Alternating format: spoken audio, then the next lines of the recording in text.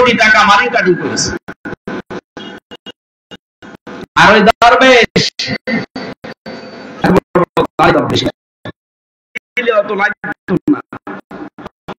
প্রথমে মাত্র 12,000 টাকা না কত বাজেট দিয়েছিল, এরপরে আবার বাড়িয়েছে, আবার বাড়িয়েছে, আবার বাড়িয়েছে, এই সব মিলে হচ্ছে 32,000 টাকা খরচ। আর এক লোক 1,000 কোটি টাকা মারে, ওই রকম পদ্মা সেতু বানিয়ে আরো 4,000 কোটি টাকা থেকে দিল। কি করেছে আপনি দেখতে পাচ্ছেন না?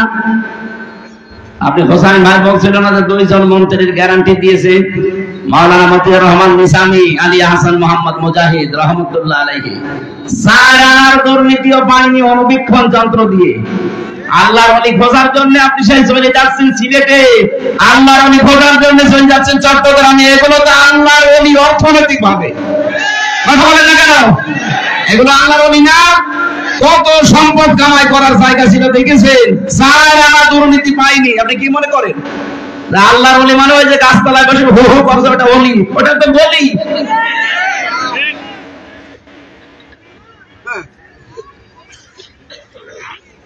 অর্থনীতির এই বিষয়টা আমাদের দেশে স্বচ্ছ না। এখানে জাকাত ভিত্তিক অর্থনীতি যতদিন কায়েম না হয় ততদিন আপনি ইসলামী ব্যাংকে কারবার করবেন। যদি গোনা হয় শরিয়া বোর্ড আছে বলে হবে। নবীজি নিজে 13 বছর নামাজ পড়েছিলেন মক্কায়, না পড়েননি? পড়েছেন না? ওই 13 বছর মক্কায় নামাজ পড়তে গেলে যে কাবা শরীফের ভেতরে 300 আসলেন, নিজের হাতে মূর্তি ভেঙেছিলেন, পুরা কাবা পরিষ্কার করেছিলেন। আপনার একই এখান থেকে শুয়ে গেলে রেখে থেকে কিছু নেওয়া লাগবে না। যতদিন পর্যন্ত এদেশের জাকাত ভিত্তিক অর্থনীতি রাষ্ট্রীয়ভাবে কায়েম না হবে ততদিন পর্যন্ত ইসলামী ব্যাংকে কারবার করবে। কোন গোনা নেই। গোনা হলে রাষ্ট্রীয় দায়িত্বে যারা আছে, গভর্নিং বডিতে ওর শরিয়া বোর্ড আছে, আলেমরা, ওদের গোনা হবে। আমাদের গোনা হবে না, এই কারণে আমরা চেষ্টা চালাচ্ছি। নবীজি যদি 13 বছর মূর্তি সামনে নিয়ে কাবা শরীফ সামনে নিয়ে নামাজ পড়তে পারেন, ওনার নামাজ হয়েছে কোন কারণে? অপারগ। আমরাও অপারগ। কথা বলেন এখানে। জাকাত ভিত্তিক অর্থনীতি এটা কায়েম করা লাগবে।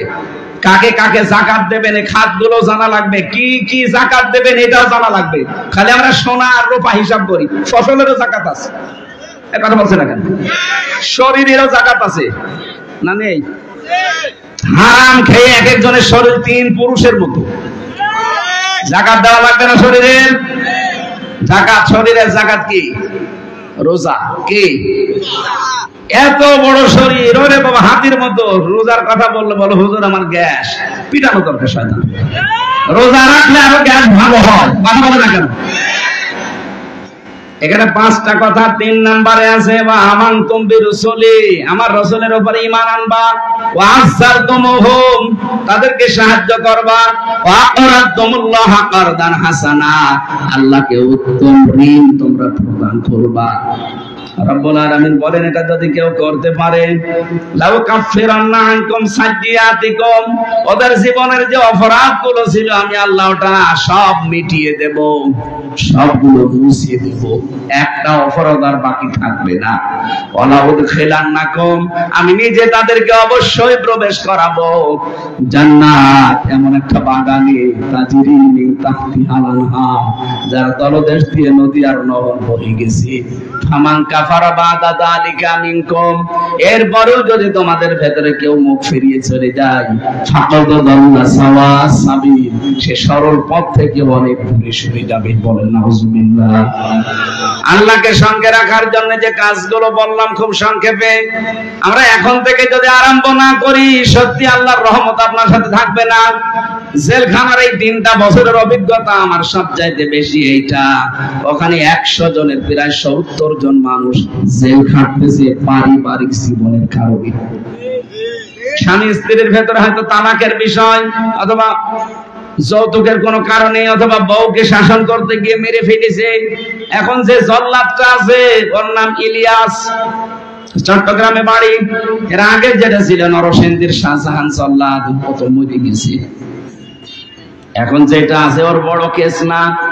আমি ওই ফাঁসির কন্ডেম ছেলে থাকতাম, আমার কাছে এসে একদিন বলছে, হামজা ভাই আমি আজকে যে আমার 30 বছর জেল, আমি 17 বছর মক্কা মদিনায় ছিলাম, আমি বিয়ে করার মাত্র কয়েকদিন সংসার করেছিলাম, কিন্তু আমার বউর সাথে আমার মায়ের মিল নেই। আমি কিছু মাকে আর বোনকে দিলে আমার বউর মন পাওয়া যায় না।